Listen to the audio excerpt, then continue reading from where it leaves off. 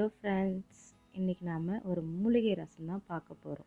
அது என்ன மூலிகைன்னா கற்பூரவள்ளி தாங்க. நம்ம எல்லார் வீட்லேயும் இருக்கும் இல்லைங்களா, அந்த இலையை தான் பறித்து தண்ணியில் ஒரு 10 நிமிஷம் போட்டு ஊற வச்சுங்க. அதில் இருக்க மண் அழுக்கெல்லாம் போயிடும்.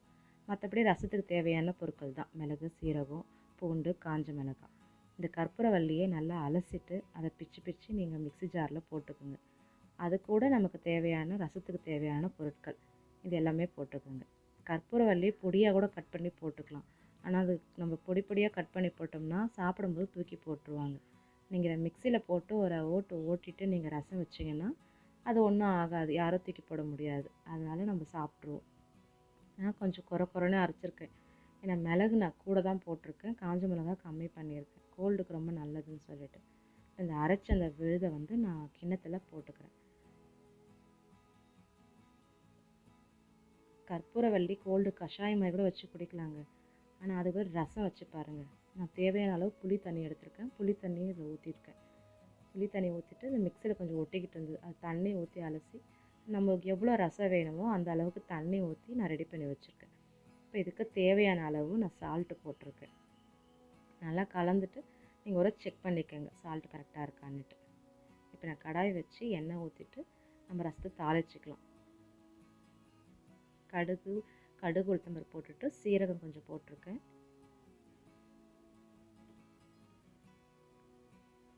சீரகம் கடுகும் பொரிஞ்சதுக்கு அப்புறமா நீங்கள் காரத்துக்கு ஏற்ற மாதிரி நீங்கள் மிளகாய் போட்டுக்கலாம். நான் ஒரு காஞ்ச மிளகாய் கிள்ளி போட்டு தாளிக்கிறேன். கொஞ்சம் பெருங்காயம், ரசத்துக்கு மெயினான இன்க்ரீடியண்ட்டே பெருங்காயம் தான். பெருங்காயம் போட்டிருக்கேன். பெருங்காயமும் கொஞ்சம் பொரிஞ்சதுக்கப்புறம் கறிவேப்பிலை கிள்ளி போட்டிருக்கேங்க. கறிவேப்பிலை பொரிஞ்சதுக்கப்புறம் நீங்கள் ரசம் மொத்தமாக எப்பவுமே ஊற்றாதீங்க. தாளிக்கும் போது கொஞ்சமாக ஊற்றிட்டு அதுக்கப்புறமா நீங்கள் ஊற்றிக்கலாம்.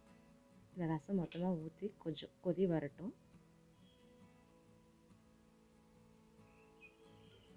கொஞ்சமாக நான் மஞ்சத்தூள் ஆட் பண்ணிக்கிறேன் அந்த ரசத்துக்கு. ஏன்னா நீங்கள் தண்ணி பார்த்து வச்சுருக்கீங்க இல்லைங்களா, உங்களுக்கு எவ்வளவோ புளிப்பு காரத்துக்கு ஏற்ற மாதிரி தண்ணி போட்டுக்கோங்க. நான் இப்போ கொஞ்சம் மஞ்சத்தூள் ஆட் பண்ணிக்கிறேன். ஒரு கொதி வந்ததுக்கப்புறம் நம்ம ஸ்டவ் ஆஃப் பண்ணிடலாம். நீங்கள் கற்பூரவள்ளி இப்போ கோல்டுன்னும் போது கற்பூரவள்ளி, வெத்தலை, மிளகு இதெல்லாம் வச்சு கஷாயம் மாதிரி கூட வச்சு குடிக்கலாம் கோல்டுக்கு. ஆனால் கஷாயமாக வச்சா குடிக்க மாட்டேங்குதுங்க வீட்டில். நீங்கள் துவையல் மாதிரியோ ரசம் மாதிரியோ வச்சு பாருங்கள். ஏன்னா இதிலே நம்ம மிளகெல்லாம் ஆட் பண்ணிக்கிறோம். ஸோ ஒன்றும் பிரச்சனை இல்லை. மிளகு, மஞ்சத்தூள் எல்லாமே இருக்குது ரசத்தில்.